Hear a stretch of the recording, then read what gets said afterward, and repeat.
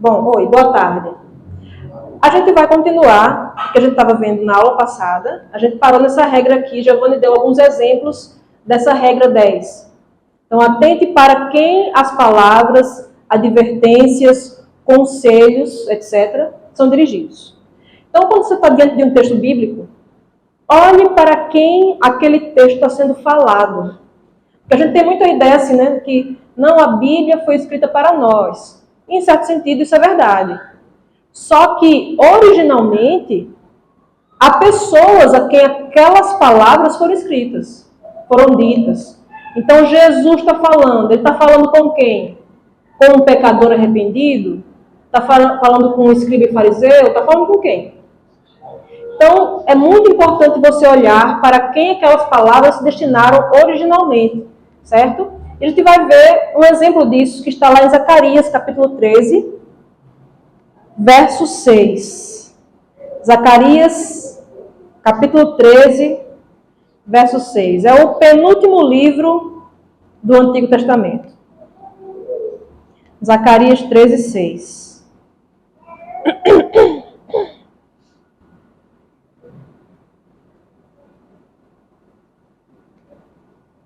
Alguém pode ler para nós, por favor? Zacarias 13, 6. Se bem que está o microfone aí, né? Eu vou ler daqui então para poder captar a leitura aí na câmera. Zacarias 13, 6 diz o seguinte: se alguém lhe disser, que feridas são estas nas tuas mãos? Responderá ele, são as feridas com que fui ferido na casa dos meus amigos. Vocês já viram esse texto aqui sendo usado para falar de quê? De Jesus, né? Em que momento? A gente chegando no céu e perguntando a Jesus, talvez até pessoas que nunca ouviram falar de Jesus, elas sendo salvas, quando chegam lá, veem as feridas nas mãos de Jesus e perguntam, que feridas são essas nas tuas mãos? Né? Mas será que esse texto está falando realmente disso? Tem a música dos arautos e tudo. Será que esse texto está falando sobre Jesus, sobre as feridas nas mãos de Jesus? Então, primeiro a gente vai olhar aquela regra que a gente vê desde a primeira aula aqui, que é olhar o contexto. Sempre, sempre, sempre leia o que vem antes, o que vem depois, veja o quadro completo. Procure pensar contextualmente, onde começa e onde termina aquela história.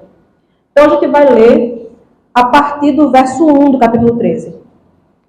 Naquele dia haverá uma fonte aberta para a casa de Davi e para os habitantes de Jerusalém, para remover o pecado e a impureza. Acontecerá naquele dia, diz o Senhor dos Exércitos, que eliminarei da terra os nomes dos ídolos, e deles não haverá mais memória. E também removerei da terra os profetas e o espírito imundo. Quando alguém ainda profetizar, seu pai e sua mãe que o geraram lhe dirão, não viverás, porque tens falado mentiras em nome do Senhor. Seu pai e sua mãe que o geraram o traspassarão quando profetizar. Naquele dia, sentirão envergonhados os profetas, cada um da sua visão quando profetiza. Nem mais se vestirão de manto de pelos para enganarem. Cada um, porém, dirá, não sou profeta, sou o lavrador da terra, porque fui comprado desde a minha mocidade. Se alguém lhe disser, que feridas são essas nas tuas mãos? Responderá ele, são as feridas com que fui ferido na casa dos meus amigos. Então, nesse contexto aqui, quando a gente vê logo o primeiro verso do capítulo 13, é dito que Deus vai fazer o quê? Vai remover o pecado e a impureza. Então, se Deus vai remover o pecado e a impureza, como é que Deus vai fazer isso? Aí ele vai descrevendo. Acontecerá naquele dia, diz o Senhor dos Exércitos, que eliminarei da terra os nomes dos ídolos, e dele não haverá mais memória. Então, Deus está falando que vai acabar com a idolatria, vai chegar um dia que Deus vai acabar com isso. E então, ele diz que vai eliminar o espírito imundo. Quando alguém profetizar, verso 3, isso aqui é muito importante. Veja os tons, em que cores está esse texto aqui. Deus está falando que vai acabar com o pecado, acabar com a idolatria. E no verso 3 é dito que se alguém ainda profetizar, seu pai e sua mãe que o geraram dirão, né? Não viverás, porque profetizas mentiras em nome do Senhor. Seu pai e sua mãe que o geraram o traspassarão. Traspassar o quê? Você atravessar alguém com a lança. Ou seja, isso aqui tem cores um tanto sombrias desse texto, né? Tem, assim, uma aura de punição. Deus vai aplicar juízo sobre aquela nação. Então você já vê que não é um texto assim fofinho, que Deus está falando, olha, como vai ser no céu e tal. Já não parece ser esse o caminho que o texto vai seguir, né? E aí ele fala aqui, verso 4. Naquele dia se sentirão envergonhados os profetas, cada um da sua visão, quando profetiza. Nem mais se vestirão de manto de pelos para enganarem. Então, como Deus iria varrer da terra os falsos profetas, né, o pecado, a impureza, aqueles que eram falsos profetas seriam mortos pelos seus próprios pais. Veja aqui o que a profecia diz. Então, o cara que era falso profeta, ele vai tentar disfarçar ao máximo que ele é um falso profeta. Então, você vê isso aqui no verso 5. Cada um, porém, dirá: não sou profeta, sou o lavrador da terra, porque fui comprado desde a minha mocidade. Porque no verso 4 ele fala que ele vai ficar envergonhado de ser o falso profeta. E aí ele diz: não sou profeta não, eu sou lavrador da terra, deixa o cara pequenininho. É o que ele vai dizer. Aí verso 6 é o verso que a gente está tentando aqui desvendar. Se alguém me disser que feridas são estas nas tuas mãos. Por quê? Porque naquele tempo, e você vê isso lá no livro de 1 Reis, capítulo 18, você vê Elias contra os profetas de Baal. Os falsos profetas estavam ali profetizando, invocando os seus falsos deuses, e o relato diz que eles se mutilavam, eles se flagelavam. Então, os falsos profetas eram cobertos de feridas. Principalmente aqui, no peito, nas costas, nos braços. Então, quando o cara estiver andando na rua e alguém disser: ei, você não é profeta, não? Aí ele, com medo de morrer, vai dizer: não, eu sou lavrador da terra. Aí a pessoa vai dizer: certo, mas e essas feridas aí? Aqui o texto diz: que feridas são estas nas tuas mãos?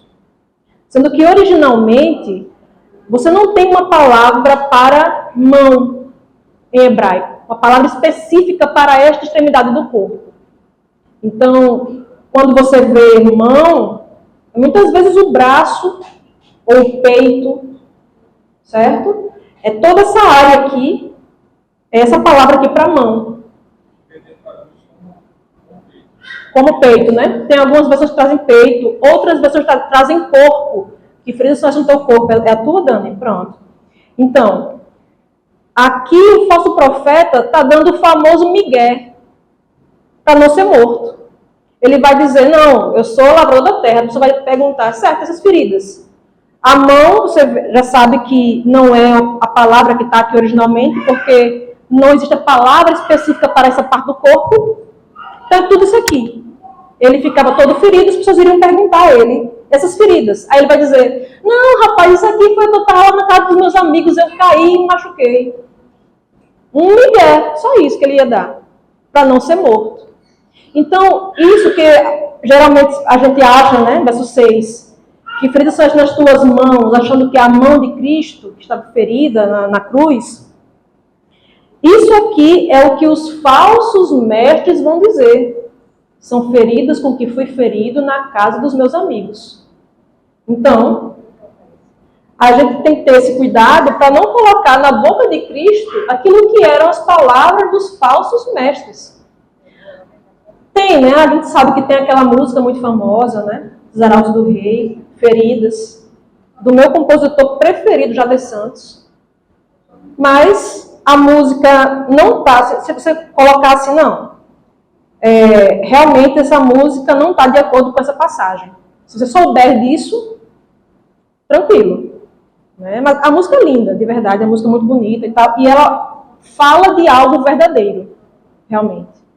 Mas, de acordo com essa passagem, ela não está, ok? A gente já falou aqui sobre outras músicas, outros hinos, né? Segue aquela mesma linha, certo? Se a música está colocando algo que é correto, ok, dá para cantar, desde que você saiba que aquela passagem não está falando daquilo, ok? Isso eu tenho uma visão um pouco mais flexível com relação a isso. Algumas pessoas vão dizer que não, que você não deve cantar essas músicas que não estão falando, que não estão de acordo com a passagem. Talvez ainda haja um espaço para isso.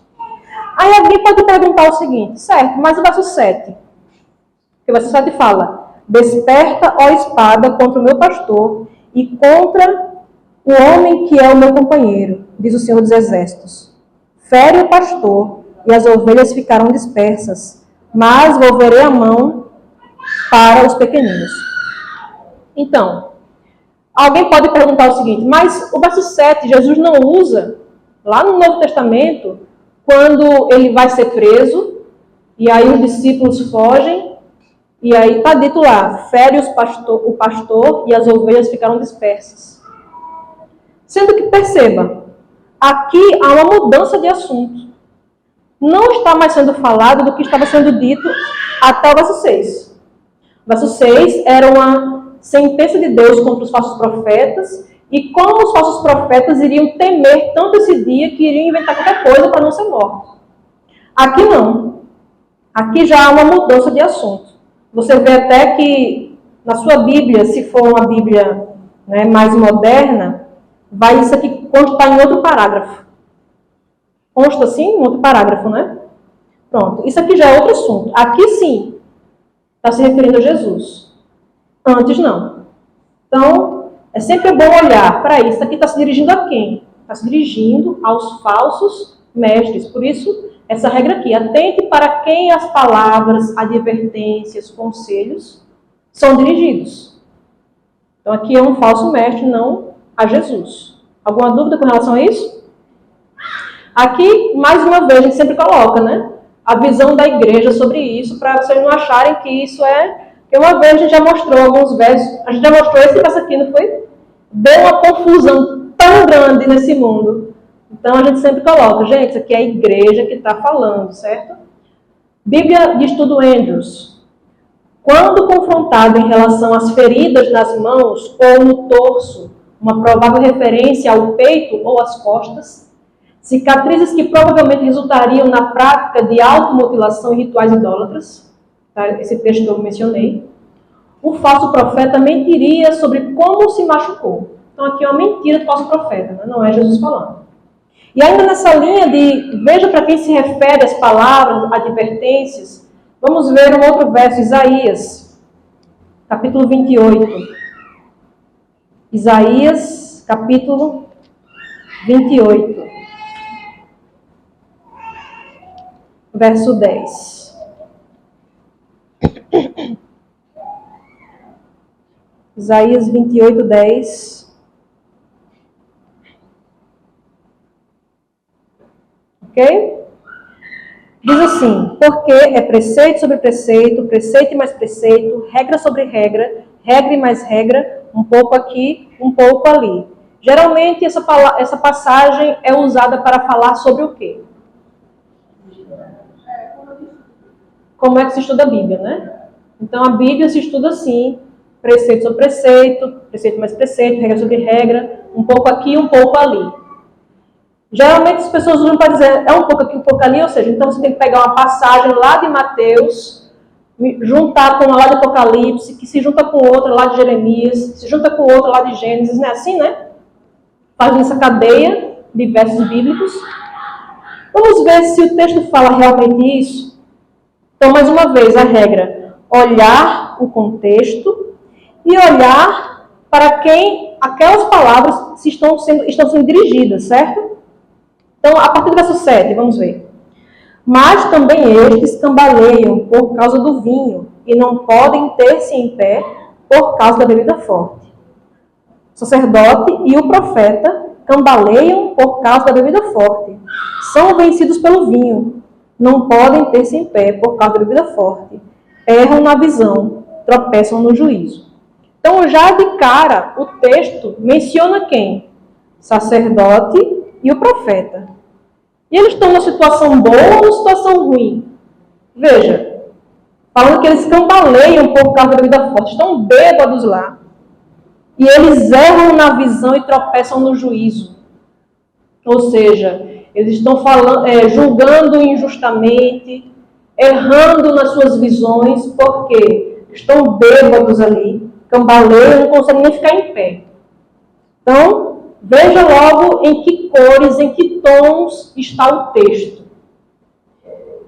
Verso 8. Porque todas as mesas estão cheias de vômitos, e não há lugar sem imundícia. A quem, pois, se ensinaria o conhecimento e a quem se daria a entender o que se ouviu? Acaso aos desmamados e aos que foram afastados dos seios maternos? Porque é preceito sobre preceito, preceito e mais preceito, regra sobre regra, regra e mais regra, um pouco aqui, um pouco ali. Pelo que por lábios gaguejantes e por língua estranha falará o Senhor a este povo. Ao qual ele disse: este é o descanso, dai descanso ao cansado, e este é o refrigério, mas não quiseram ouvir. Assim, pois, a palavra do Senhor lhes será preceito sobre preceito, preceito e mais preceito, regra sobre regra, regra e mais regra, um pouco aqui, um pouco ali, para que vão e caiam para trás, e se quebrantem, se enlacem e sejam presos. Você consegue, porque eu só consigo ficar aqui para poder ler, eu não posso colocar a Bíblia mais para cá, então só tem um pouquinho para cá. Então veja, em algum momento aqui nesse contexto que a gente leu, parece estar falando sobre, gente, como é que a gente estuda a Bíblia? Está falando isso aqui? Veja, está descrevendo uma cena horrível. Todas as mesas cheias de vômito, não há lugar sem imundícia. E é assim que a gente tem que estudar a Bíblia, viu? Não faz sentido. Ele está falando o quê? Da iniquidade dos líderes de Israel.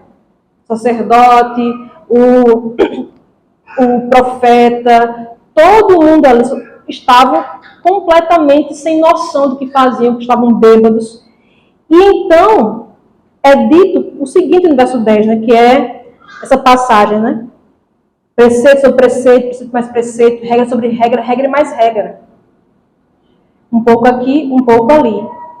E o verso 11 diz: pelo que por lábios gaguejantes e por língua estranha falará o Senhor a este povo.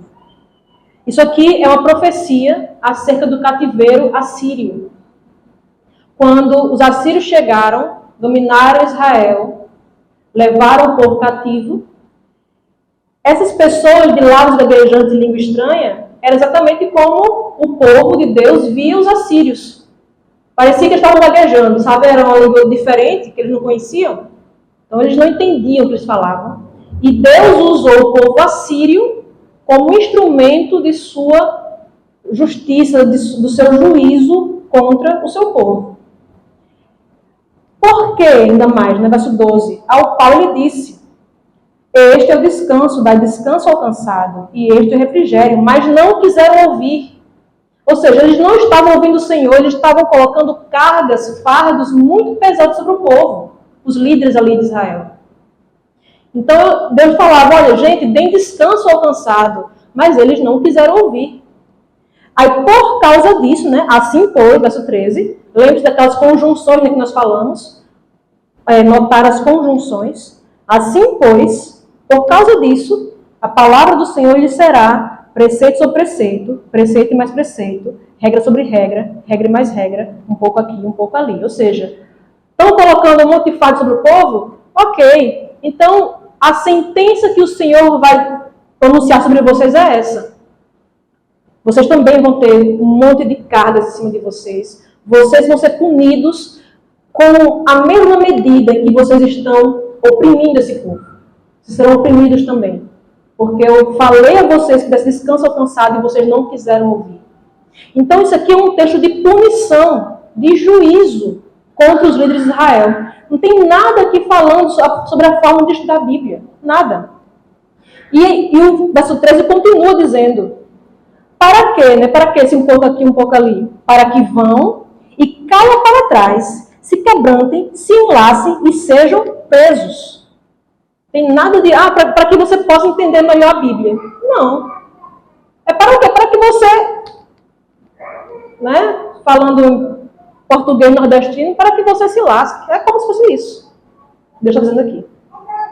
Então, a gente vê que aqui a passagem, no contexto, em parte alguma, dá essa ideia, né? Mas aí alguém pode dizer assim, mas não está falando que a palavra do Senhor será isso? Isso pode confundir alguém, né? Não, está dizendo que a palavra do Senhor tem que ser assim para a pessoa.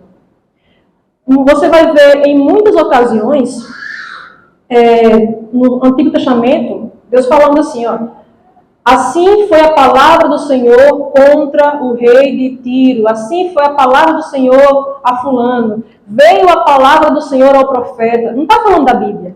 Está falando do que Deus disse, do que Deus falou àquela pessoa. Certo? Então, quando fala assim, pois a palavra do Senhor lhe será, a sentença do Senhor, o pronunciamento do Senhor será aquele. Ok? Então, e aqui vocês têm uns versos aqui abaixo que mostram, né, que cair na Bíblia significa exatamente isso, que a punição que a pessoa vai receber, né, um juízo que ela vai receber. E aí imagina só, você indo dar estudo bíblico para alguém que esteja usando a Bíblia de Jerusalém, ou a NAA, outra Bíblia semelhante. Aí tá lá, pergunta 1 no estudo. Como devemos estudar a Bíblia? Aí coloca lá Isaías 28, 10 e 13. Aí você vai ler, aí a Bíblia da pessoa está assim, verso 13. Ó. Sabe lá, sabe, cabo lá, cabo. A pessoa vai dizer, não é isso. Ou aqui na NAA, está assim. Assim, pois, a palavra do Senhor lhe será beabá, beablá, blá, blá, blá, blá, blá, blá. Bom, gente, como é que se estuda a Bíblia? Beabá, beabá, blá, blá, blá, blá, blá. Qual sentido tem isso? Porque essas Bíblias traduziram a expressão mais ou menos como está no original, porque alguns acreditam que isso aqui eram apenas sons de uma criança, sabe, balbuciando. Sabe, Alice falando, pronto. Por isso que está ali aquele salve lá, salve, cabo lá, cave. Porque seria como fosse uma criança falando, é como se fosse a zombaria daquelas pessoas, né? Contra a palavra de Deus, contra o que Deus tinha a dizer para eles, contra a mensagem do Senhor. E aí, está aqui como se fosse, de maneira irônica, Deus ironizando com eles. Então, não tem nada a ver acerca da forma que se estuda a Bíblia. Então, vamos ver mais, vocês entenderem que isso não é coisa da cabeça minha e de Giovanni, tá? O Senhor havia enviado a Assíria para punir os líderes de Efraim, e eles seriam pisoteados. As transgressões dos líderes de Efraim, Israel, né, deveriam ter sido uma lição para Jerusalém. Seus líderes espirituais eram corruptos. O sacerdote e o profeta erraram na visão e falharam em seus julgamentos. Ao rejeitar o convite de Deus para encontrar descanso e revigoramento nele, os líderes efraimitas trouxeram julgamento sobre si mesmos. Isso aqui também está na Bíblia Andrews, certo? Então isso aqui, no comentário Andrews, na verdade. Então isso aqui não é coisa nossa, é o que a igreja ensina sobre isso. Mas os estudos bíblicos tem isso lá, tem esse verso dizendo como é que se estuda a Bíblia. Está errado. E a gente já falou sobre isso aqui. Né? Não é porque está no estudo bíblico que aquilo ali é doutrina, é teologia oficial da Igreja Adventista. E como eu disse, você é um cara assim, que gosta de estudar a Bíblia, aí você pega e faz um estudo. Aí vem um líder, que legal esse estudo, eu vou publicar. E ele publica.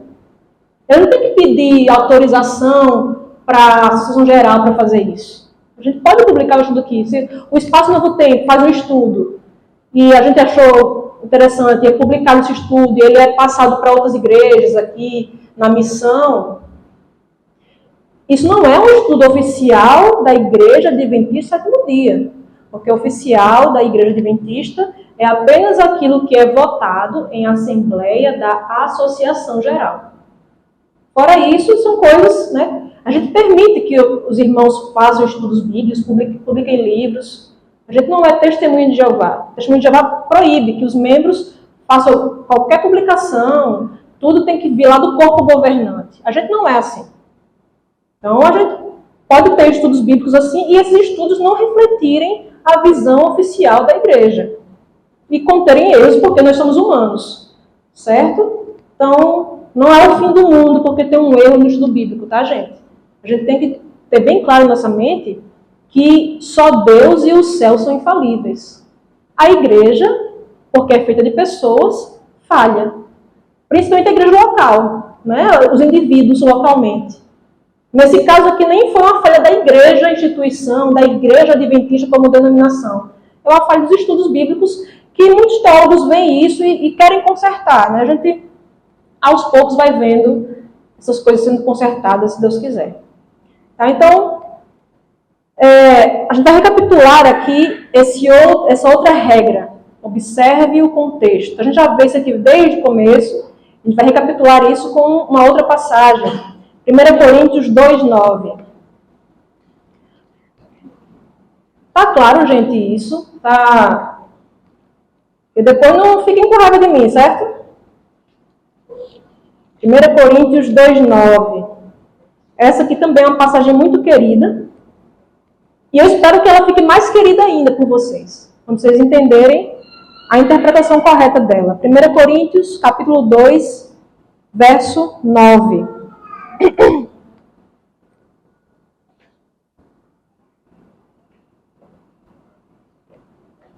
Diz assim: mas, como está escrito, nem olhos viram, nem ouvidos ouviram, nem jamais penetrou em coração humano o que Deus tem preparado para aqueles que o amam. Esse é um texto muito conhecido para se falar de quê? Do novo céu, da nova terra, não é do céu. Será que esse texto está falando disso? Então vamos ver aquilo que a gente sempre fala aqui, vamos ver o contexto. A partir do verso 2 do capítulo 2, diz assim: porque decidi nada saber entre vós, senão a Jesus Cristo e este crucificado. E foi em fraqueza, temor e grande tremor que eu estive entre vós. A minha palavra e a minha pregação não consistiram em linguagem persuasiva de sabedoria, mas em demonstração do Espírito e de poder, para que a vossa fé não se apoiasse em sabedoria humana, e sim no poder de Deus. Entretanto, expomos sabedoria entre os experimentados, não porém a sabedoria deste século, nem a dos poderosos desta época, que se reduzem a nada. Mas falamos a sabedoria de Deus em mistério, outrora oculta, a qual Deus preordenou desde a eternidade para a nossa glória.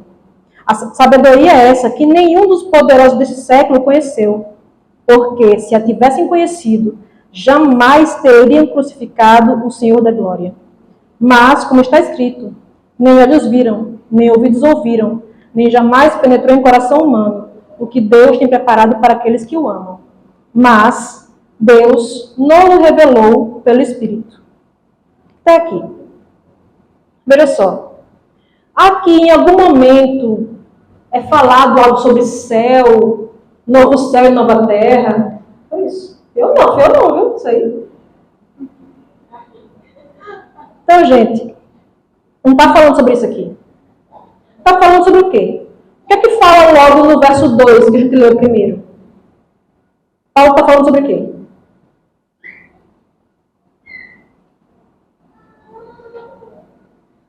Podem falar. Sem medo.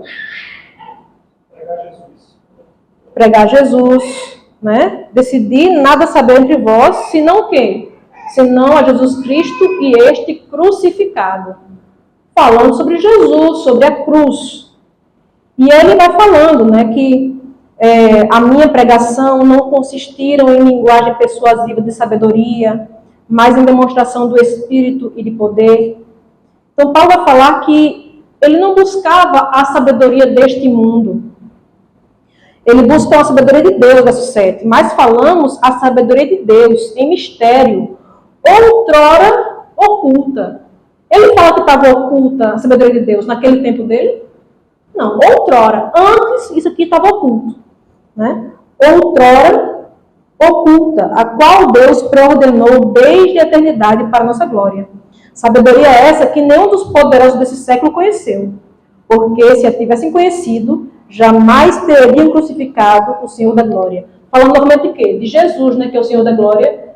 E essa sabedoria, os poderosos desses tempos, no tempo de Paulo, não conheceram. Porque se tivessem conhecido, não teriam crucificado Jesus. E aí ele vai e cita uma passagem do Antigo Testamento. Nem olhos viram, nem ouvidos ouviram, nem jamais penetrou em coração humano o que Deus tem preparado para aqueles que o amam. E verso 10, a primeira palavra é uma conjunção. Você lembra que falamos sobre prestar atenção em conjunções? É uma conjunção adversativa. Mas Deus nos revelou pelo Espírito. Essas coisas aqui que nem olhos viram, nem ouvidos ouviram, nem jamais penetrou em coração humano, que Deus tem preparado para aqueles que o amam, Deus revelou. Até então era mistério. Outrora estava oculto isso aqui. Mas Deus revelou pelo Espírito. Aqui Paulo está lidando com os coríntios com a seguinte questão. O pessoal de Corinto gostava muito de ver debates. Nós pregamos sobre isso aqui, né, na carta aos Coríntios. Nós fizemos uma série aqui e vimos que eles gostavam muito de ver debates ali entre os filósofos, os sofistas. Eles achavam muito bonito ver aqueles embates de várias pessoas assim, instruídas, cultas, colocando ali suas ideias. E eles achavam que a cruz era algo muito simplório. Não parece essa alta filosofia que nós vemos aqui do pessoal no Areópago. E aí Paulo vai dizer, gente, isso diante da sabedoria de Deus, da sabedoria da cruz, não é nada. Isso aí é tão tolo que a sabedoria real, que é a cruz de Cristo, eu decidi nada saber entre vós, senão isso. Essa sabedoria real é tão grande que os poderosos desse tempo não conheceram. Se tivesse conhecido, não teriam crucificado Jesus. Então ele vai falar que isso aqui, antes, a gente não tem como saber. Né? Nem olhos viram, nem ouvidos ouviram. Porque se você passasse lá naquele dia em Jerusalém, naquela sexta-feira, aquelas 3 cruzes penduradas, aqueles 3 homens ali agonizando, seriam apenas mais um dos executados de Roma, dentre os milhares que foram executados ao longo da história de Roma. Você não tinha como saber, só vendo aquela cena, que ali no meio estava o Redentor de todo mundo. Só saberia disso se o Espírito Santo revelasse. Se você olhasse para as Escrituras e visse como elas se cumprem na vida daquele homem, o Espírito Santo revelasse isso a você. Isso antes estava oculto.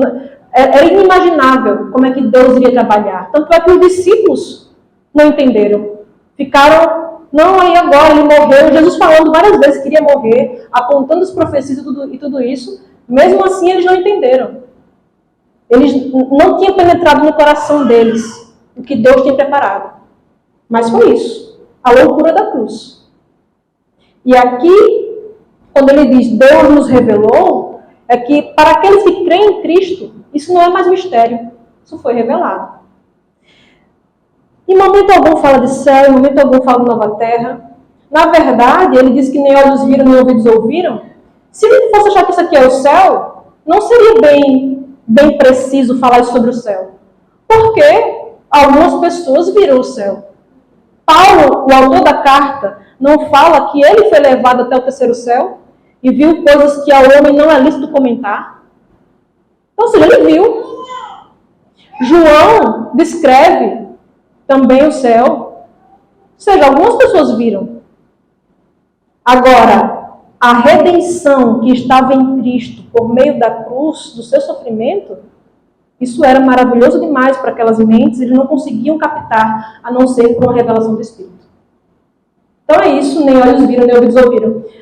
Chegou a um ponto que as pessoas vão tão assim contra o que está aqui no contexto, que tipo, a interpretação errada, né, de que é o céu, está errado, mas quando eu soube uma interpretação mais errada ainda, eu digo, rapaz, que saudade, quando a interpretação do povo é que isso aqui era o céu. O povo nem está falando mais do céu, está dizendo assim, olha, nem olhos viram, nem ouvidos ouviram, aquilo que Deus tem preparado para aqueles que o amam, falam de bênçãos aqui na terra. Falando de coisas que Deus pode dar aqui a você, de coisas assim, sabe, de casa, de carro, de coisas maravilhosas aqui para essa terra. Vendo como a pessoa vai se aprofundando no erro, né? Então, não está falando sobre o céu. E aqui, mais uma vez, o apoio da igreja. O que a igreja diz sobre isso? Bíblia de Estudo Andrews, comentando esse texto. Somente aqueles que amam a Deus podem compreender o real sentido da cruz. A mais poderosa expressão do amor de Deus pelos seres humanos. E aqui, o Beijar de Todas as Nações, página 412, Ellen White diz o seguinte: unicamente o espírito de adoção nos pode revelar as coisas profundas de Deus, as quais o olho não viu e o ouvido não ouviu, e não subiram ao coração do homem. Deus não os revelou pelo Espírito, porque o Espírito penetra todas as coisas, ainda as profundezas de Deus. O segredo do Senhor é para os que o temem. E o fato de Pedro ter discernido a glória de Cristo era uma prova de que fora ensinado por Deus.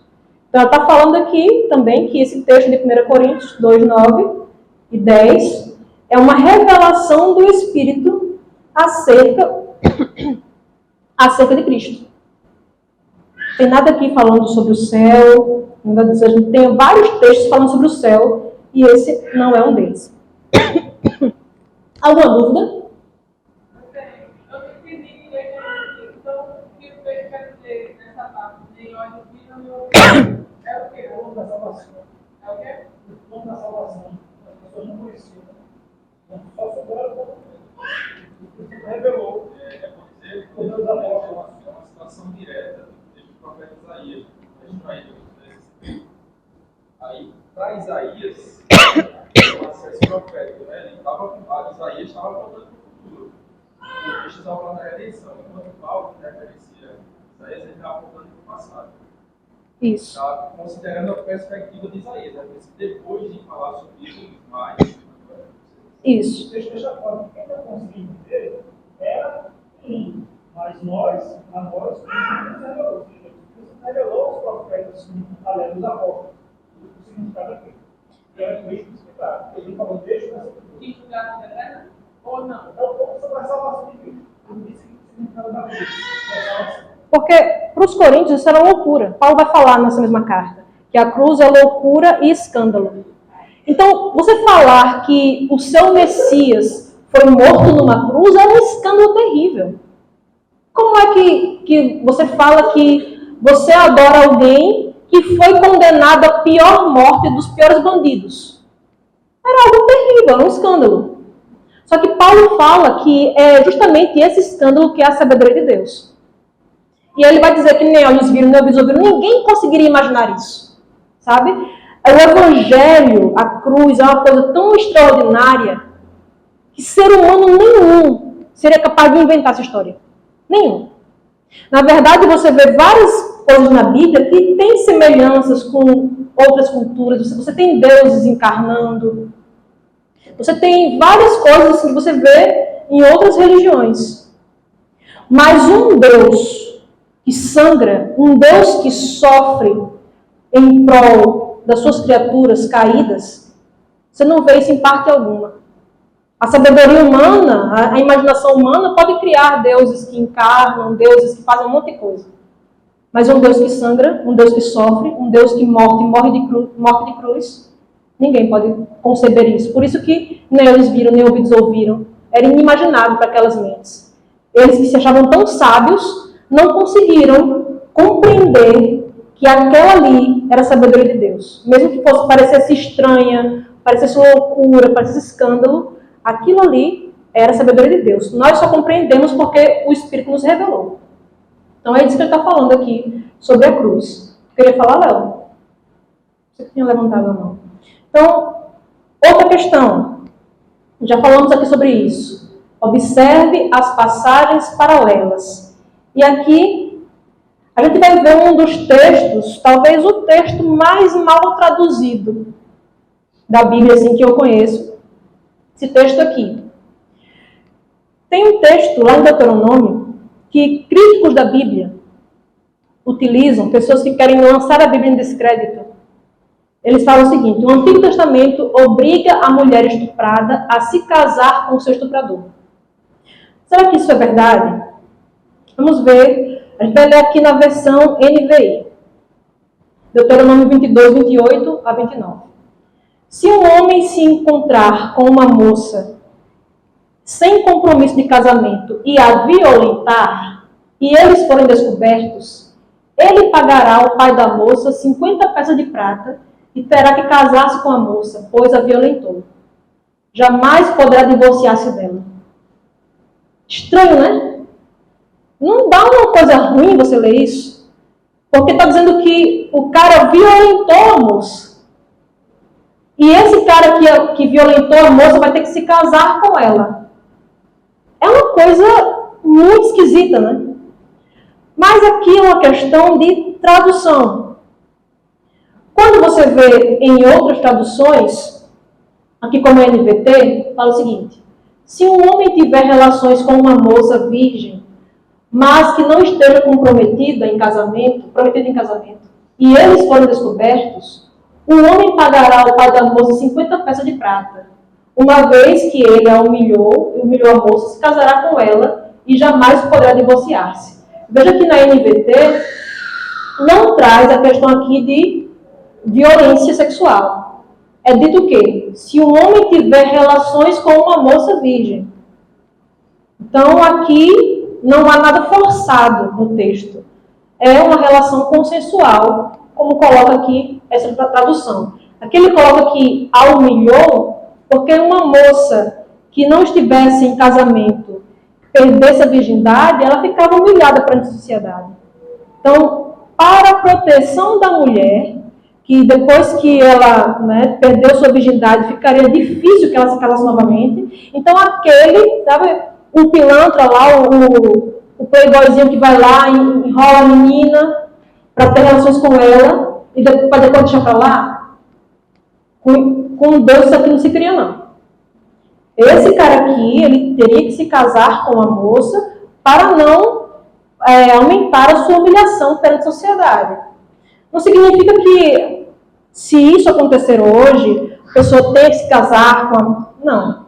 Isso aqui era algo da época para a proteção da mulher, porque uma mulher que não fosse mais virgem ficaria muito difícil se casar naquele tempo. Hoje em dia não é mais assim, né? E a mulher ficaria desamparada. Porque naquele tempo os trabalhos eram muito difíceis de serem executados por mulheres. É trabalho braçal, duro, pesado. Uma mulher, principalmente uma mulher grávida e tudo mais, dificilmente poderia sobreviver com esses trabalhos. Então a mulher que não tivesse um homem na família, para sobreviver ela teria que pedir esmolas, ou ela teria que se prostituir. Para que isso não acontecesse em Israel, o cara, ele tinha que saber que ele não podia enrolar moça nenhuma. Porque se ele fizesse isso, para a proteção da mulher, agora ele teria que se casar com ela. É o que está falando esse texto aqui. Mas algumas traduções colocaram de uma maneira que confunde um pouco. E aí, também explicando essa questão de pagar, o pai da moça 50 peças de prata, aí não, quer dizer então que a moça é uma mercadoria, que você paga, ela pertence ao pai, então agora ele vai ter que pagar o pai da moça. Só que isso aqui era o dote. E para que serviu o dote? Veja Gênesis 31, 14, 16. Raquel e Lia conversando com Jacó com relação à herança de seu pai Labão. Sabe que pela história, Labão enganou Jacó até não poder mais, né? Toda hora ele mudava o salário de Jacó e tudo isso. Então veja que aqui Raquel e Lia falam a Jacó. Então responderam Raquel e Lia e lhe disseram: há ainda para nós parte ou herança na casa do nosso pai? Não nos considera ele como estrangeiras? Pois nos vendeu e consumiu tudo que nos era devido. Porque toda a riqueza que Deus tirou do nosso pai é nossa e de nossos filhos. Agora, pois, faze tudo o que Deus te disse. Porque quando Labão estava ali enganando seu genro Jacó, ele estava, inclusive, tirando o sustento de suas filhas também. Porque Jacó estava ali trabalhando para conseguir se casar com Raquel, ele foi enganado e Labão colocou Lia no lugar de Raquel. Teve que trabalhar mais 7 anos para conseguir se casar com Raquel mesmo. E então, ele pega, trabalha por elas, ou seja, isso mostrava que o cara tinha condição de sustentar uma família, o dote servia para isso. O cara pagava esse dote para dizer, olha, pode me confiar sua filha, que ela não vai ficar desamparada, eu tenho condição de sustentá-la. E não só isso, esse dote era como seguro de vida para a moça. Veja que é dito aqui, ó, ainda há para nós parte ou herança na casa do nosso pai. Ou seja, aquilo ali era para elas também, né? Aquilo que Jacó está trabalhando era para o próprio sustento delas. Não nos considera ele como estrangeiras, ele não está nos tratando como filhas, porque Jacó está trabalhando e está consumindo aquilo que, como elas falam aqui, é nosso e de nossos filhos. Labão queria toda vez enganar Jacó, e aí Deus pegava e subvertia os planos de Labão e favorecia Jacó. Então elas falam aqui, a riqueza que Deus tirou do nosso pai é nossa e de nossos filhos. O dote servia para isso. Servia para o sustento das mulheres, para a proteção da mulher numa sociedade em que você não tinha computador, você trabalhar no computador como eu trabalho e muitas mulheres trabalham. E trabalhando pesado e era muito difícil para a mulher fazer isso. Por própria questão de força física. E aí a gente vai ver o seguinte. Aqui, como é que está o texto? Verso 25. Porém, se algum homem no campo achar moça desposada e a forçar e se deitar com ela, então morrerá só o homem que se deitou com ela. A moça não fará nada. Ela não tem culpa de morte. Porque, como o homem que se levanta contra o seu próximo e lhe tira a vida, assim também é este caso. Pois a achou no campo. A moça desposada gritou, e não houve quem a livrasse. Aqui há a palavra forçar, que é essa palavra aqui em hebraico, hazak, certo? No verso 28, veja o que ele diz. Se um homem achar moça virgem, que não está desposada, e a pegar, e se deitar com ela, e forem apanhados, então o homem que se deitou com ela dará ao pai da moça 50 ciclos de prata, e uma vez que a humilhou, lhe será tua mulher, não poderá mandá-la embora durante a sua vida. Aqui no original hebraico, as palavras são diferentes. Aqui é hazak, aqui é tafaz, é outra palavra. Essa palavra aqui, tafaz, que aparece no verso 28, que é a questão, né, o pomo da discórdia aqui, essa palavra aqui, tafaz, que a NVI traduziu como violentou e outras trazem como forçar, essa mesma palavra ocorre mais de 60 vezes no Antigo Testamento e ela nunca está relacionada a estupro. Nunca. Todas as mais de 60 vezes que ela ocorre. Ela tem o sentido de pegar, de apanhar. Tem o sentido também de tomar, de prender, de manusear habilmente. Então, talvez por ela ter esse sentido assim, um pouco mais forte, né, de prender, de tomar, alguns tradutores acharam que estava se referindo a você levar alguém à força. Mas não é isso, é no sentido de você seduzir alguém tão fortemente, né? Ser tão hábil, né? Manusear habilmente, manusear o instrumento habilmente, a palavra era tafaz. Então, você tomar uma cidade, a palavra era tafaz. Você prender alguém, conseguir prender alguém, a palavra era tafaz. Mas no sentido de conquista. Você conquistou alguém, você enredou alguém tão fortemente que a pessoa foi com você. Nesse caso aqui de Deuteronômio, era essa a ideia que o autor bíblico queria passar. E não de forçar, de levar alguém fisicamente à força. Tanto é que, veja, se fosse assim, o texto não faria sentido.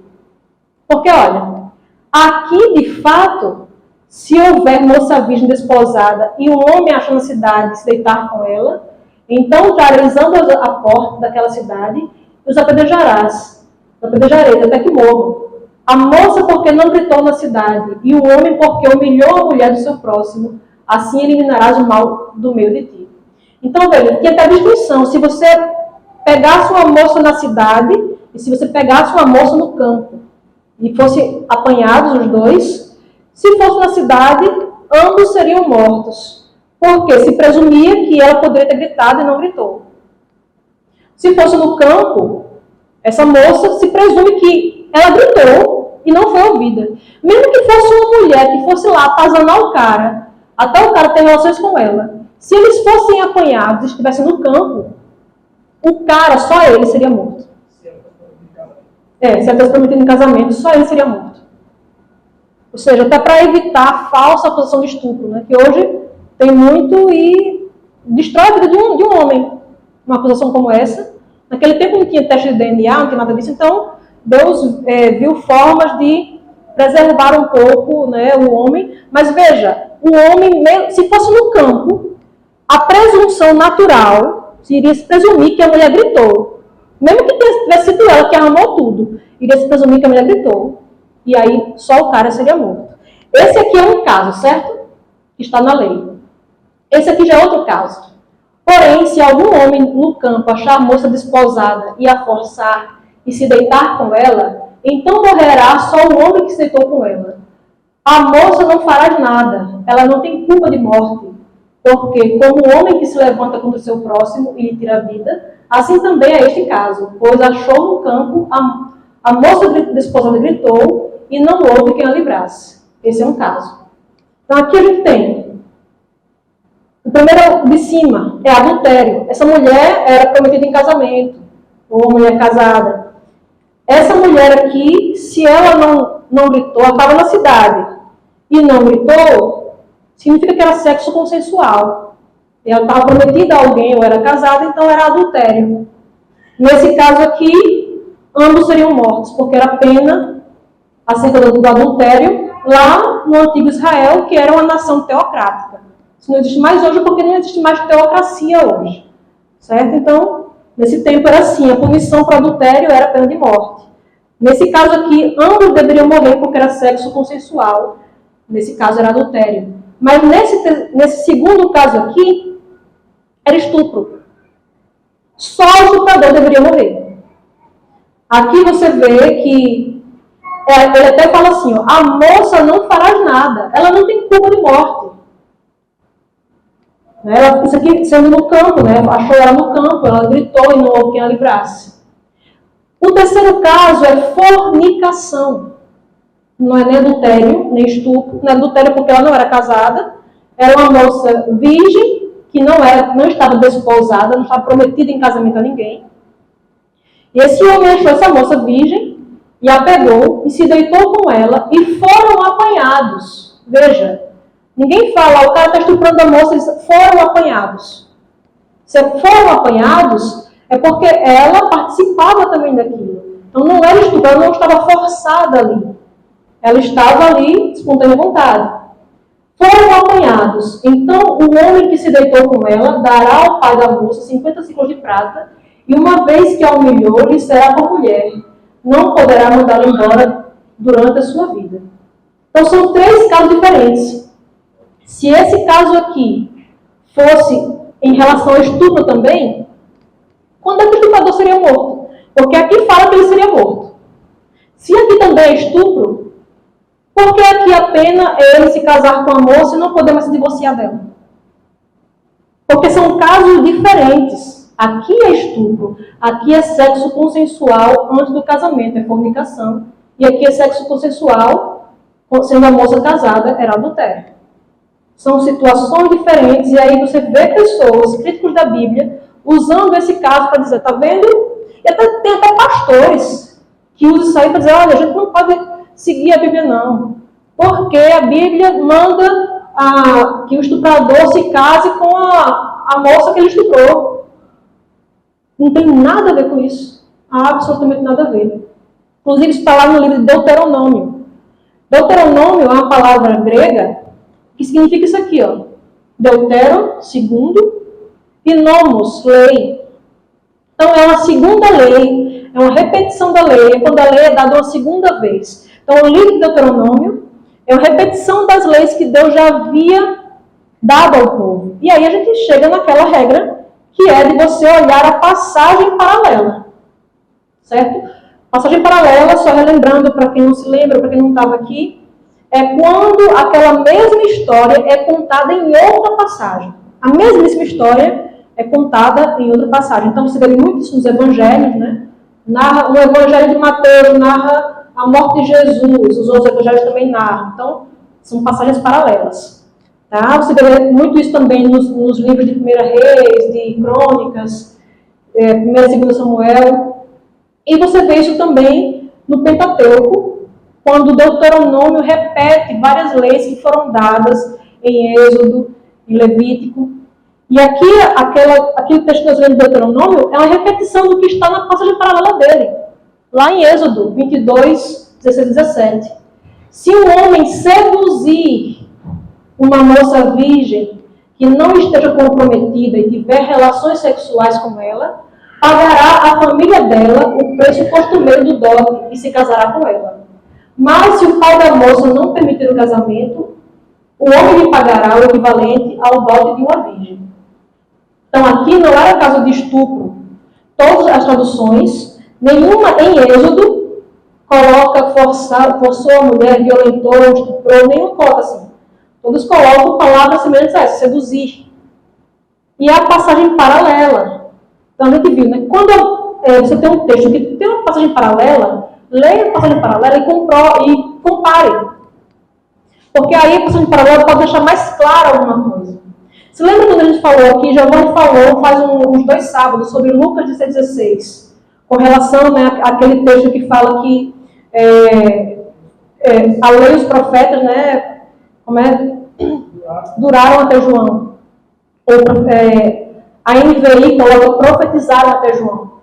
Por quê? Porque a NVI, nos tradutores, viram a passagem paralela que está lá em Marcos. Lá em Mateus, está assim, a lei e os profetas profetizaram até João. A gente viu que lá em Lucas, por algum motivo, se perdeu o verbo ali na frase. A lei e os profetas até João, é assim que está lá. Aí os tradutores, para não ficar sem sentido a frase, supriram com o verbo que eles achavam que faria mais sentido. Então, alguns achavam ali que a lei havia passado. Então, a lei e os profetas duraram até João, ou vigoraram até João. É assim que está em algumas traduções. Mas a NVI já coloca de maneira mais coerente, porque ela olhou a passagem paralela, lá de Mateus. E em Mateus consta o verbo, e o verbo é profetizaram. Aí ele pegou e supriu em Lucas, onde falta o verbo, supriu com o mesmo verbo da passagem paralela. Aqui os tradutores poderiam ter feito a mesma coisa também. E aí, traduções como a NVT colocam de maneira mais correta. A Almeida, Revista Atualizada, também coloca de maneira melhor, e não como sendo um estupro e o estuprador ter que se casar com a moça estuprada. Isso não faria sentido dentro do próprio contexto da passagem. Sim. Exato, todas elas, como eu disse, todas elas, na passagem de Êxodo, colocam direitinho lá, seduzir.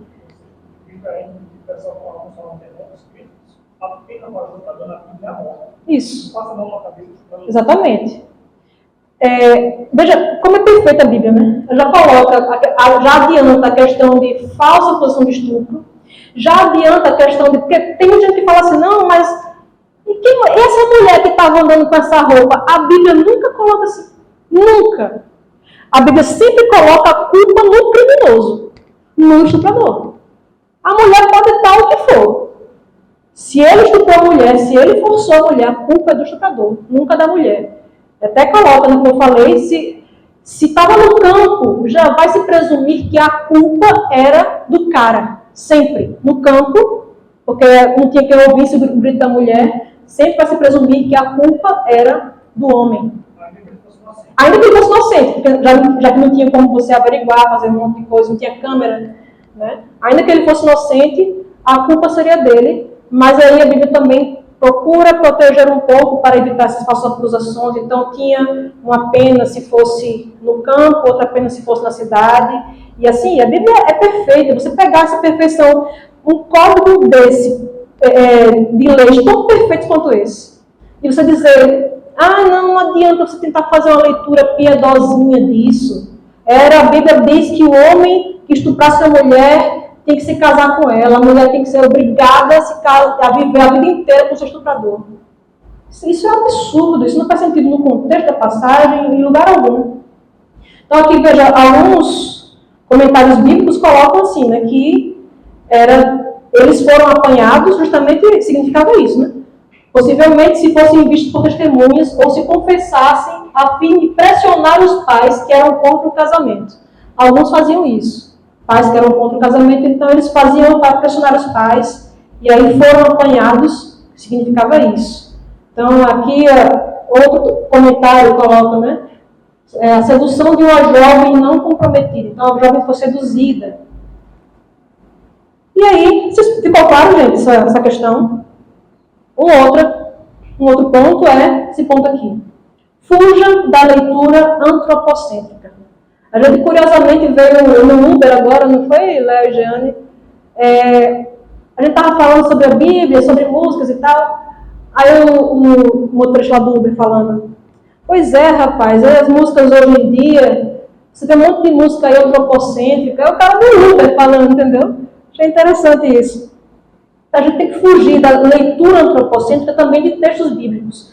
Antropocêntrica é você colocar o antropos, que é homem, colocar o homem no centro. E a forma de ler a Bíblia também, forma antropocêntrica, isso é ruim, isso é errado. Então veja, Lucas 14, 11, aqui eu peguei figuras da internet, né? Os humilhados serão exaltados. O que significa os humilhados serão exaltados na Bíblia? Muitas pessoas colocam assim, Lucas 14. E aí tem os memes, né? Sobre os humilhados serem exaltados, queremos datas. Aguardando ansiosamente o dia que os humilhados serão exaltados. Eu preciso que os humilhados sejam exaltados até dia 15 desse mês. O pessoal faz um monte de meme aí com esse verso bíblico. Eu acho que eu estava dormindo no dia que os humilhados foram exaltados, eu não vi, eu perdi, né? Estava conversando com minha amiga e não vi. O pessoal faz muitos memes com relação a isso. E o que será que diz de fato esse texto? Vamos abrir lá em Lucas. Lucas 14, verso 11. Lucas 14, verso 11.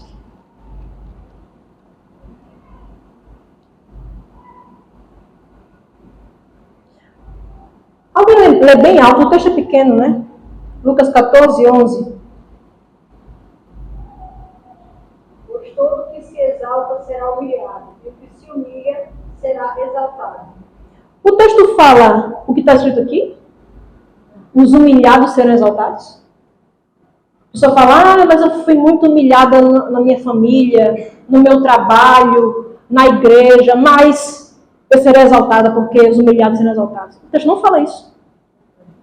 O texto fala, os que se humilham serão exaltados.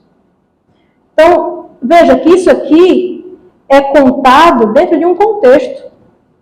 O contexto aqui das pessoas que queriam os primeiros lugares. As pessoas que buscavam estar em evidência. Pessoas como lá o fariseu publicano, né?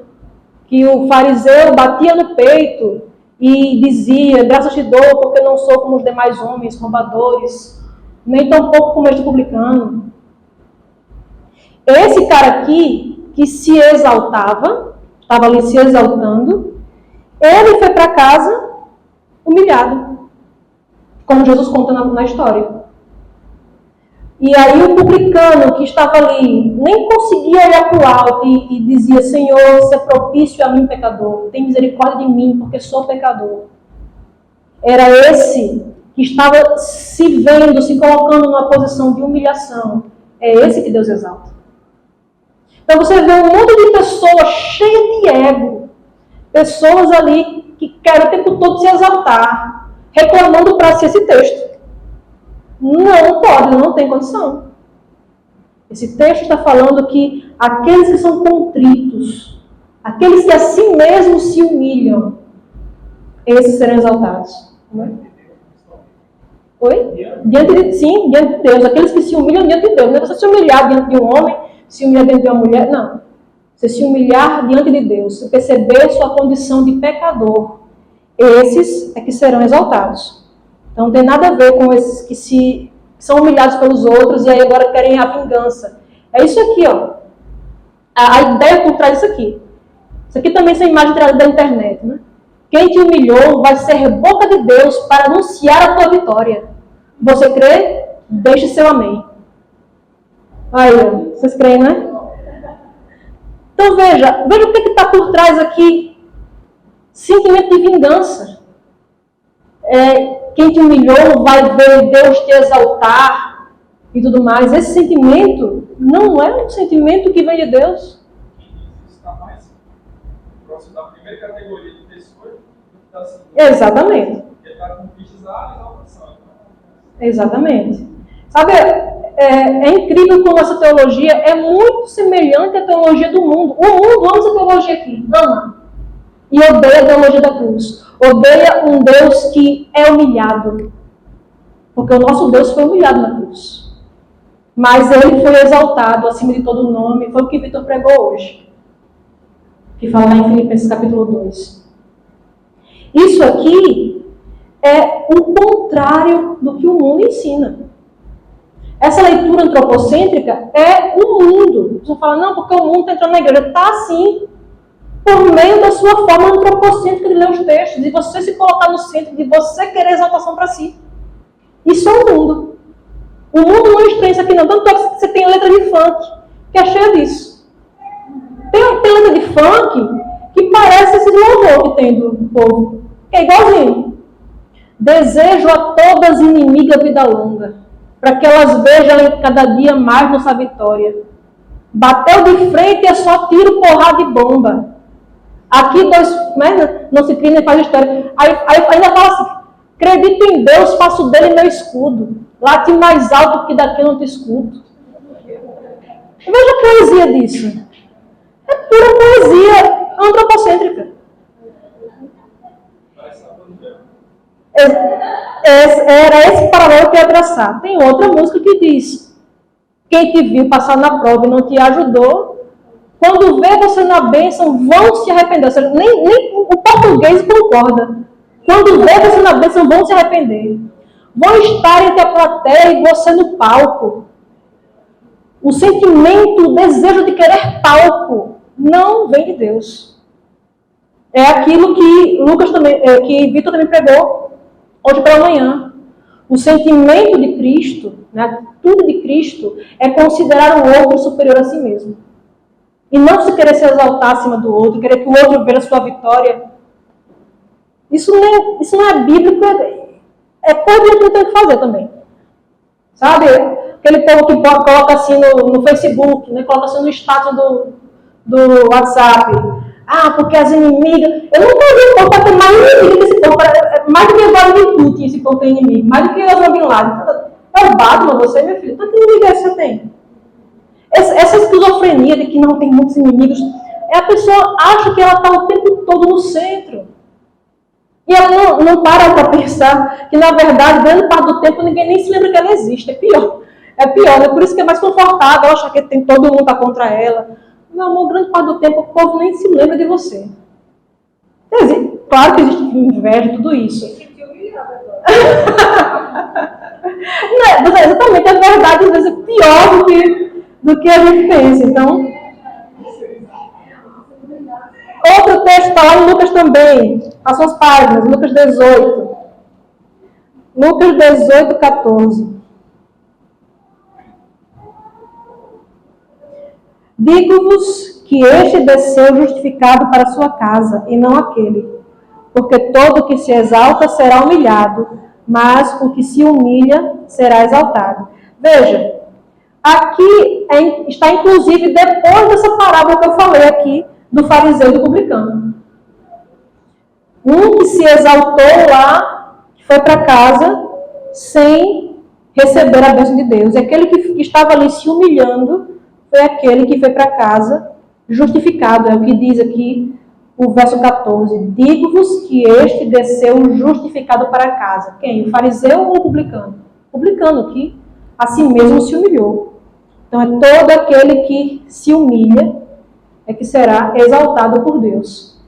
Então aí fica esse meme aí para a vossa observação.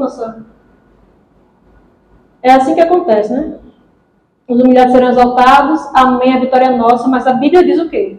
Os que se humilham serão exaltados. E não se alguém lhe humilhou e tudo mais. Um outro texto que é lido muito antropocentricamente, Mateus, capítulo 22. Mateus 22, 39. Diz assim: o segundo semelhante a este é: amarás o teu próximo como a ti mesmo. Como é que geralmente as pessoas leem essa passagem? Amar o teu próximo como a ti mesmo. Para que eu ame meu próximo, eu preciso fazer o quê? Que as pessoas dizem? Me amar primeiro, né? Porque está aqui dito, amarás o teu próximo como a ti mesmo. Mas o texto está falando isso? Aqui a pessoa está colocando 3 mandamentos, em vez de 2. Porque o primeiro mandamento é amarás o Senhor teu Deus em todas as coisas, né? O que ele fala aqui. E o segundo, semelhante a este, é amarás o teu próximo como a ti mesmo. Então, é como se fosse 3 mandamentos em vez de 2. Amar a Deus, amar a si mesmo e amar o próximo. O texto não fala isso, são só 2 mandamentos. Ame o seu próximo como você ama a si mesmo. A pressuposição bíblica é de que nós já nos amamos. Não é de que nós precisamos nos amar mais. O problema do mundo não é falta de amor próprio, nunca foi. Isso tem sido visto assim modernamente. As pessoas sempre entenderam que o problema do mundo era o amor exagerado a si próprio.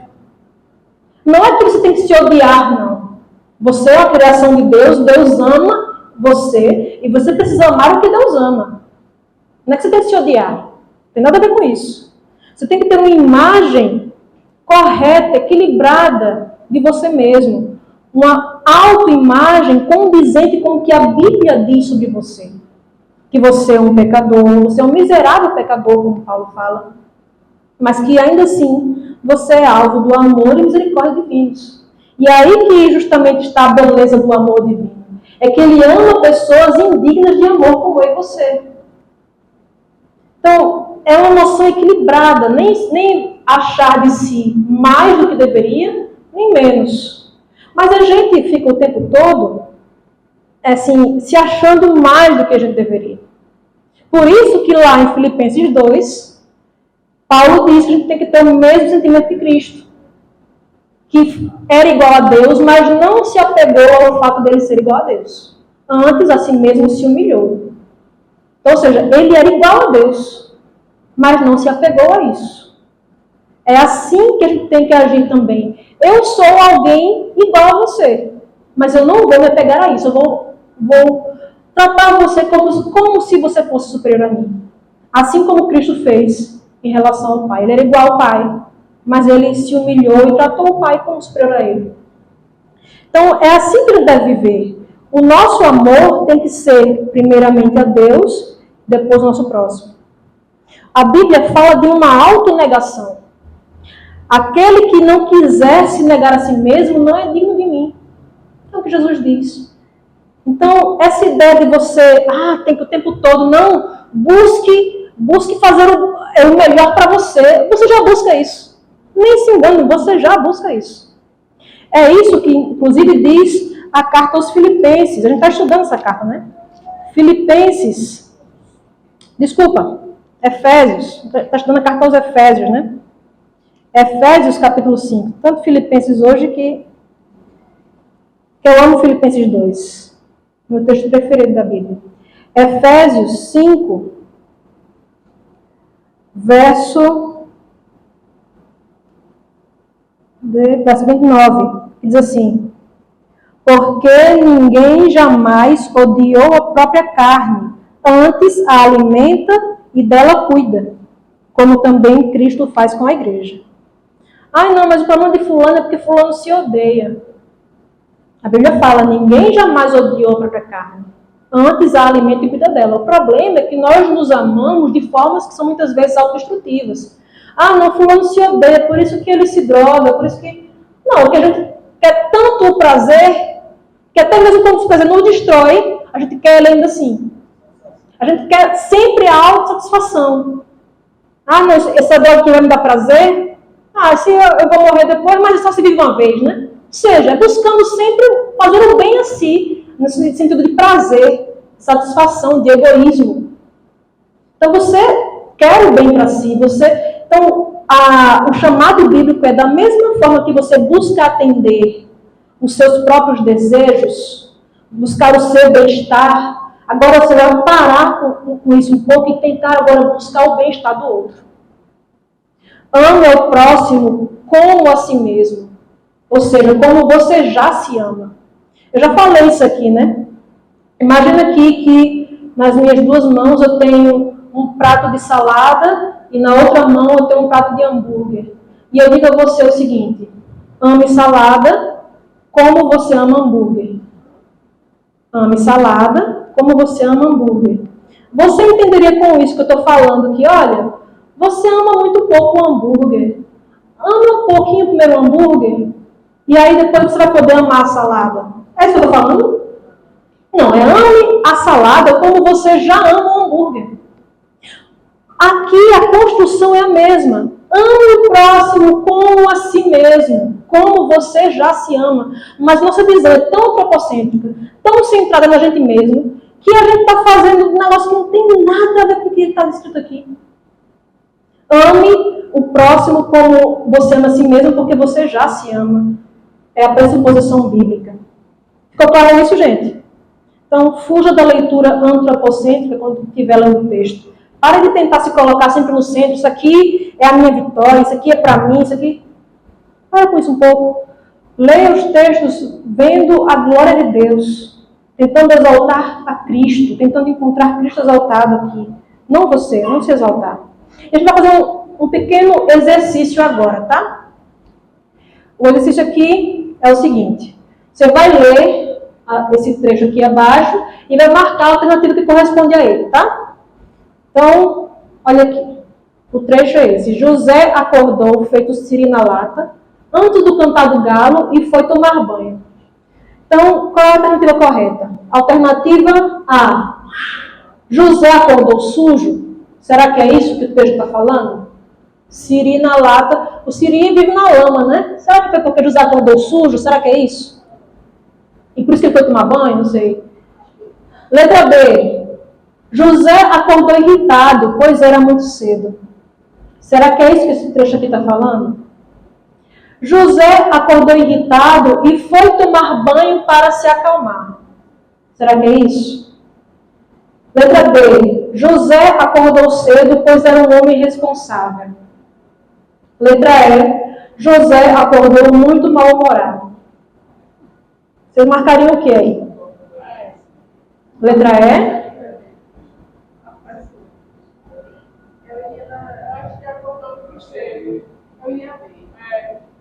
D. B de bola. José acordou irritado, pois era muito cedo. Letra E. Então temos ali uma pequena divisão. Olha só, para você ver como você aprender a ler a Bíblia, lhe ajuda a aprender a ler qualquer outro texto também, assim, vai lhe ajudar acerca disso. Até numa prova, você pode cair numa prova de um concurso. Teve uma vez que eu estava eu fiz uma aula de preparatória para um concurso, e aí o professor de interpretação de texto estava falando, e aí, eu até já contei essa parte aqui, né? Mas a segunda parte eu não contei, que uma menina falou assim: professor, eu acho muito difícil interpretação de texto, porque é muito subjetivo. Aí ele falou: aí que tá. Não é subjetivo. Sabe o que faz a gente pensar que é subjetivo? A nossa professora lá da 4ª série, que quando ela dizia, passava assim a questão, diga o que o autor quis dizer. Aí sempre vinha lá o menino danado, o Joãozinho, levantava o braço e dizia: poxa, professora, como é que eu vou saber o que o autor quis dizer? Eu não estava lá com ele? Natan, deve ser esse menino que levantava a mão e falava isso. Eu não estava lá com ele. Aí o professor falou assim: então, Aí, nesse caso, é um menino danado que tem razão. Porque eu não tenho como saber o que o autor quis dizer. Eu só tenho como saber o que o autor disse. E o que o autor disse está no texto. Então, se você tiver... Aí essa segunda parte eu não contei aqui ainda, mas ele falou assim, se você tiver em dúvida entre duas alternativas numa prova, marque sempre aquela que só contém o que está no texto. Marque... Como é? Marque sempre aquela que todas as informações que estão nela podem ser extraídas do texto. Então vamos ver.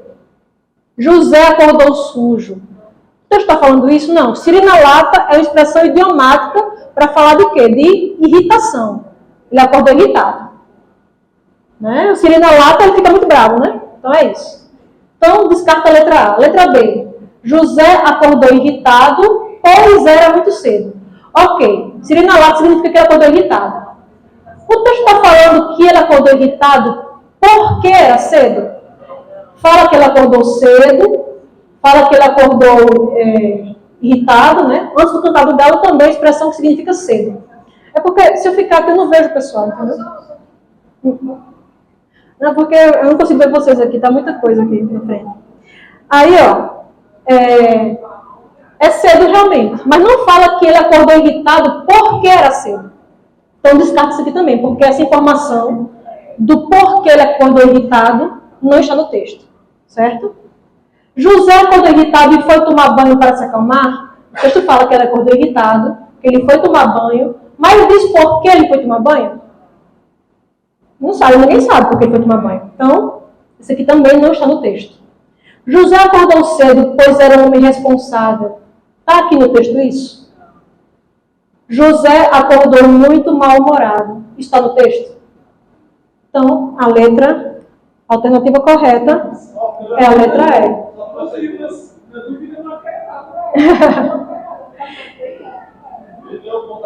Como é o nome dessa banca aí? Geopatética?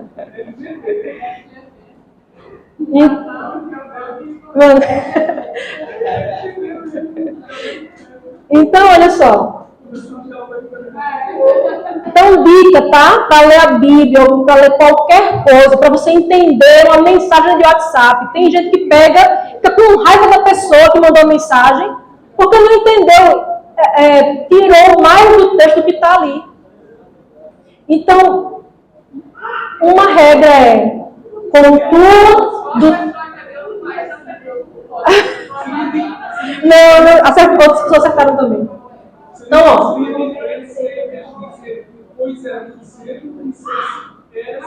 Isso. José acordou irritado logo cedo. Pronto, poderia ser. Então, ó. A regra que a gente tira disso aí é conclua do texto apenas o que está no texto. Conclua do texto apenas o que está no texto. Não extrapole o que está no texto. É um exemplo, vamos ver lá, João 10:30. João, capítulo 10.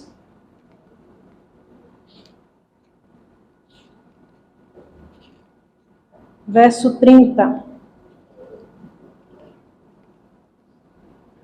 O que é que diz aí? Eu e o Pai somos um. Por que eu coloquei esse texto aqui?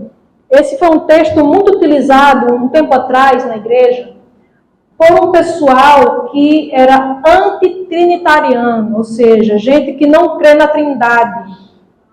E essas pessoas usavam esse texto aqui, inclusive até o título de um livro deles, que foi lançado, Eu e o Pai Somos Um, para negar a pessoa do Espírito Santo. Dizer que não existe uma terceira pessoa na Trindade, porque não tem a pessoa do Espírito Santo. Então, alguns falavam que o Espírito Santo era uma força, outros falavam que o Espírito Santo, ora era a pessoa do Pai, ora era a pessoa do Filho, mas não a terceira pessoa. E se baseavam nesse texto aqui.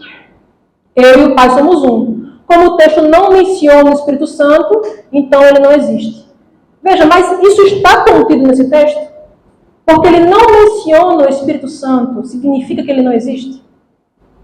Ou que ele não é uma pessoa? Não.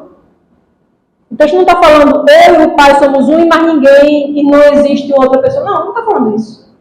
Ele está falando da relação dele com o Pai, apenas. Então, também existe uma leitura muito seletiva. O pessoal pegava assim e selecionava algumas... quando Paulo ou algum escritor de alguma carta da Bíblia ia se despedir, pegava lá as saudações finais e dizia, olha, que a graça de Jesus e o amor do Pai sejam com você. Cadê o Espírito aqui? Aí ele só selecionava aquelas saudações que continham os dois. Mas outras saudações continham os três. A graça de Jesus, o amor do Pai, a comunhão do Espírito. Essas ele não pegava. Então, além de você concluir a mais do que está no texto, eles ignoravam várias outras passagens que mencionavam a pessoa do Espírito. Então, uma dica muito importante, conclua do texto apenas o que está no texto. Se a pessoa pega e fala assim, não, mas esse texto aqui está falando tal e tal coisa, certo? Você consegue extrair, pronto, o texto está falando A, ok. Você consegue extrair A do texto? Não, o texto está falando Y, ok. Extraia Y do texto. Sublinhe onde o texto traz Y. Senão, você não pode defender essa ideia, senão essa ideia não está no texto. E aí, para encerrar, a gente vai ver essa última regra aqui por hoje. Regra 12, não transporte o significado de uma palavra de um contexto para o outro. Nós vimos aqui um exemplo disso já também, que foi quando nós vimos o texto de Mateus, capítulo 3, aquele texto que fala sobre o Espírito Santo, né, nos batizará com o Espírito Santo e com fogo. E algumas pessoas dizem que esse fogo aí é um fogo purificador do Espírito, ou então o fogo daquela unção de você falar em outras línguas, em línguas estranhas, né? Em línguas dos anjos, como dizem. A gente viu que no contexto o fogo ali é fogo mesmo. Porque, né? Você tem ali a palavra fogo mais duas outras vezes, e nas duas outras vezes, no verso anterior e no posterior, é fogo mesmo de destruição. Então o fogo do verso 11, seguindo a lógica, tem que ser a mesma coisa, fogo de destruição.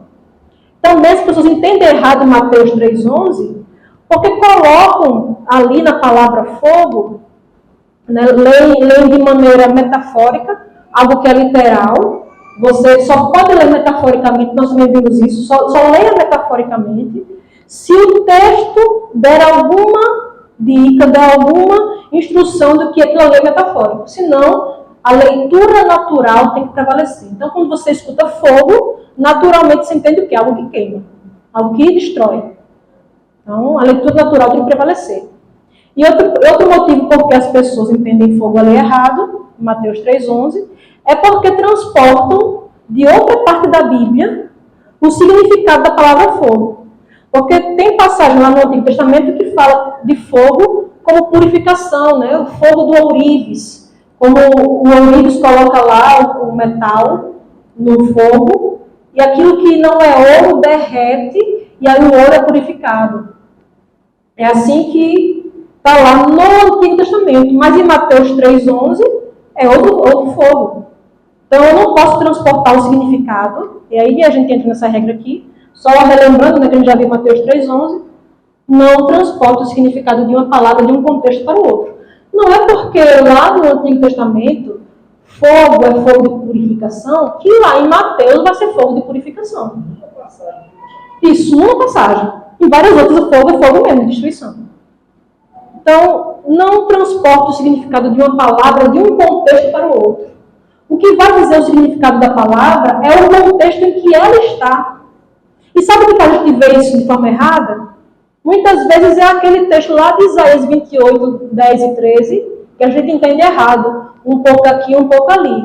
Ah, deixa eu pegar um pouquinho aqui de Salmo, misturar com um pouquinho aqui de Êxodo, um pouquinho aqui lá de Apocalipse. Não é um pouco aqui, um pouco ali, para a gente entender a Bíblia. É um muito aqui, um muito ali.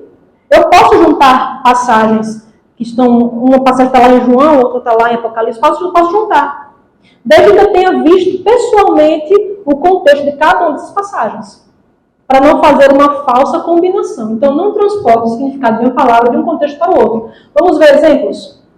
Olha só. A palavra carne. Os que estão na carne não podem agradar a Deus. Que carne é essa aqui?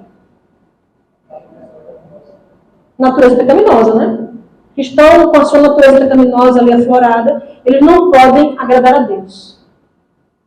Nisto reconheceis o Espírito de Deus. Todo Espírito que confessa que Jesus Cristo veio em carne é de Deus.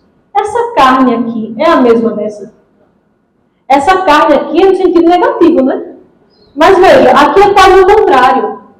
Todo Espírito que confessa que Jesus Cristo veio em carne é de Deus. Que carne é essa? O corpo físico. Aqui, João escreveu, e nessa carta aqui de João, ele estava combatendo pessoas que criam que Jesus não veio em carne. Era chamada de heresia protognóstica. Eles criam, né, que a carne era má, então Deus não podia encarnar. Isso era um absurdo para eles. Então, eles diziam que Jesus, quando morreu na cruz, quem morreu foi um homem lá. Mas o Cristo estava lá de fora, vendo o seu corpo morrendo, porque ele parecia ser carne realmente física, mas ele não era. Isso era hereges que falavam isso no tempo de João. Então, essa carne aqui é a carne corpo físico mesmo, material. Veja aqui, Gênesis. Então disse Deus a Noé: resolvi dar cabo de toda a carne, porque a terra está cheia de violência dos homens. Que carne é essa aqui? Oi? A humanidade? Só a humanidade? Só quem morreu foi o ser humano no dilúvio? Não só a humanidade, né? Mas todos os seres vivos ali, animais, tudo isso. Então, isso aqui significa seres vivos. Já é diferente dessa carne, que é o corpo físico, e diferente dessa carne, que é a natureza pecaminosa. E acontecerá depois que derramarei o meu espírito sobre toda a carne. Vossos filhos, vossas filhas profetizarão, vossos velhos sonharão, e vossos jovens terão visões. Que carne é essa? Oi? Como é? Não entendi. Povo de Deus, exatamente. Aqui não é nem pessoas especificamente, é pessoas de modo geral. São pessoas específicas, é o povo de Deus. Considerai o Israel segundo a carne. Que carne é essa? Isso aqui é mais difícil. O Israel o quê? O Israel étnico, a etnia. Está falando aqui do povo que é da linhagem mesmo de Abraão. Povo sanguineamente israelita. Está falando disso, sabe? Etnicamente. Então, essa carne aqui é a etnia de Israel. Não estejas entre os bebedores de vinho, nem entre os comilões de carne. Que carne é essa? A carne? Não. Essa carne aqui também é literal. Essa carne aqui sim, essa carne aqui é carne de comida, né? Então, veja, é a mesma palavra, mas se a gente for usar esse critério de, essa palavra aparece aqui, deixa eu juntar com essa outra palavra que aparece aqui, com a mesma palavra que aparece no outro livro. Veja, o campo semântico dessa palavra aqui, como é extenso, como pode significar várias coisas diferentes. Se eu digo para você manga, o que vai determinar o significado de manga? O contexto. Porque manga, eu posso estar falando disso aqui, dessa parte da roupa. Eu posso estar falando de uma fruta. Ou, estando no Nordeste, eu posso estar falando de uma coisa muito boa que é mangá. Né? O Nordeste não gosta muito de mangá. Então, pode ser essas três coisas. O que vai dizer o que é essa manga? O contexto. Então, sempre, sempre, sempre olhe o contexto. Busque pensar contextualmente. Procure ver onde começa e onde termina o assunto. Onde começa e onde termina a história. Você não vai, como eu falei já, você não procura ver um filme assistindo uma cena lá do meio e você acha que entendeu o filme. Mas a gente quer fazer isso com a Bíblia. A gente lê um verso, ou então tira um verso da caixa de promessa, pronto. Já entendi a mensagem de Deus para mim hoje. Isso não existe, gente. A Bíblia, como eu já falei aqui, não é um livro mágico. Eu coloco o dedo assim e agora pronto. Deus já falou comigo. A gente não faz assim com ninguém. Mas a gente acha que a gente pode fazer isso com Deus. Não há como ter um relacionamento com Deus assim. Não há como se relacionar com Deus sem ver o que Deus deixou aqui para você. Então, você está lendo a carta aos Efésios, lê a carta toda. Assim como você faria com a carta que um amigo lhe envia, você não iria ler a carta toda? Faz isso também, tenta fazer isso, sabe? Você vai ler um livro, se o livro for pequeno principalmente, lê numa sentada só. Busca olhar o que vem antes, o que vem depois, sempre olhar o contexto. Assim você não vai. Assim você vai ter menos riscos de se atrapalhar e você vai ter uma leitura muito mais profunda, um relacionamento muito mais profundo com Deus. Então, gente, sim, Vivian, não dá tempo de fazer isso aqui. Você pediu para falar uma explicação sobre Colossenses 3,15, né? Isso. Vamos abrir lá em Colossenses 3,15. Carta de Paulo ao pessoal de Colossos, capítulo 3, verso 15.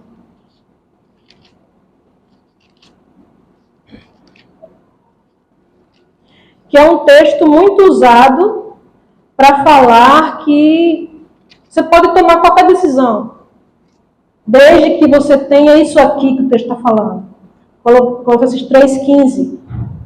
Seja a paz de Cristo o árbitro em vosso coração, a qual também foste chamados em um só corpo, e sede agradecidos.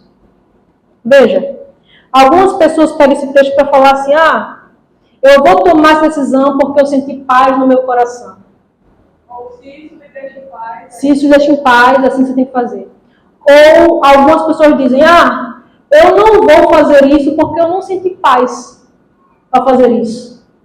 Tem gente que fala assim, não, eu não vou pedir perdão a fulana porque eu não senti paz no coração para fazer isso, então eu não vou pedir. O negócio que a Bíblia já fala, sabe? Não vou perdoar fulano porque eu não senti paz em fazer isso. Gente, a gente não pode usar um texto para contradizer outros textos da Bíblia. A Bíblia diz que a gente deve perdoar tudo isso. Não precisa sentir paz no coração para isso, não.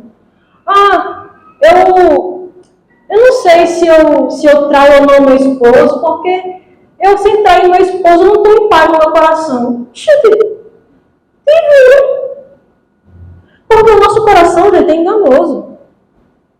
Às vezes, o seu coração vai sentir uma paz em fazer aquilo que é errado. Às vezes, o seu coração vai ficar bem fazendo o que é contra a vontade de Deus. E, às vezes, o seu coração também vai ficar mal quando você faz a vontade de Deus. Sabe? Porque, às vezes, fazer a vontade de Deus traz sofrimento. Né? O Salmo fala, né? Aquele que sai plantando em choro, colherá em júbilo. O plantar naquele tempo, você tinha que abrir mão, tipo, você ia plantar trigo, aquele trigo ali, que ia ser lançado no solo, você tinha que abrir mão de comer. Sabe? Aquilo ali não podia virar pão, porque senão você não teria comida para amanhã.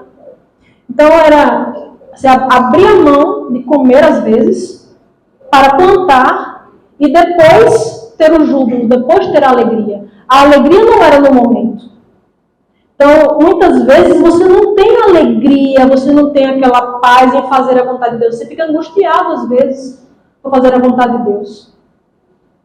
Se Jesus esperasse talvez essa paz, essa alegria no coração, a gente estava morto, né? Porque ele não teria morrido pela gente. Ele estava angustiado. Às vezes, angustia fazer a vontade de Deus. Igual a obedecer a Deus do Pai. Sim, exatamente. Então, assim, esse texto aqui não está falando de você sentir paz, então você vai saber qual é a vontade de Deus. Primeiro, a vontade de Deus às vezes está clara na Bíblia, a gente não quer fazer. Aí vai dizer, não, se eu sentir paz, você não sentir. Tem coisas que já estão claras. Amar o irmão, obedecer pai e mãe. É claro que você vai fazer isso quando for contra a vontade de Deus, quando seus pais mandarem você fazer algo que é contra a vontade de Deus. Mas, de resto, tem que fazer a vontade do pai e da mãe. E aí, a vontade de Deus você não descobre assim. A gente quer às vezes transformar a Bíblia em horóscopo, sabe? Deixa eu saber a vontade de Deus para mim hoje. eu sou do signo de Libra, então o signo de Libra agora... Não é assim, gente, a Bíblia. A gente transforma a Bíblia em horóscopo porque a gente não quer ter relacionamento. Você não precisa ter relacionamento com o João Bidu. João Bidu escreve lá na revista, hoje para o signo de touro é tal, não sei o que, não sei o que. A gente não quer se relacionar com o autor e quer assim, só uma coisa, se eu sentir paz, essa é a vontade de Deus. Às vezes a gente quer saber a vontade de Deus para tentar roubar de Deus algo que é só dele, que é a onisciência. Então a gente quer, às vezes, saber coisas que Deus está dizendo, olha, espera, confia. E aí a gente faz isso para se esquivar desse relacionamento. Fala. Esse seja pai de Cristo, é porque, como você falou, né? A paz que eu sinto pode ser a paz estando no pecado. Então, assim, nesse contexto, ele está falando coisas que às vezes é chato a gente fazer.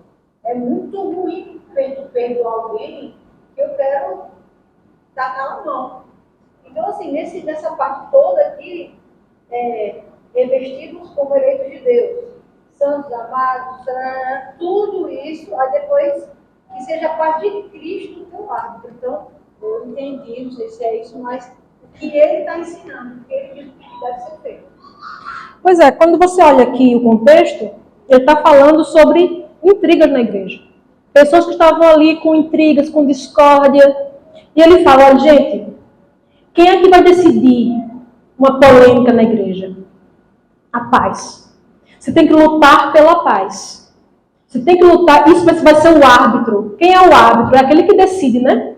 É aquele que diz, aquele que é o juiz. Então o juiz, quem vai tomar a decisão aqui nessa intriga, é você ir pelo caminho da paz. Essa é a questão. Então, com relação a intrigas na igreja, você tem que sempre buscar a paz. Ele não está falando de tomada de decisões na sua vida pessoal. Se você sentiu paz no seu coração, tá ótimo. Não está falando disso. Olha o contexto da carta, olha o que vem antes, o que vem depois. Ele está falando de quê, para quem, certo? E aí você vai entender o que o autor está dizendo muito mais facilmente. Vivian, ficou claro aí? Então, gente, é isso.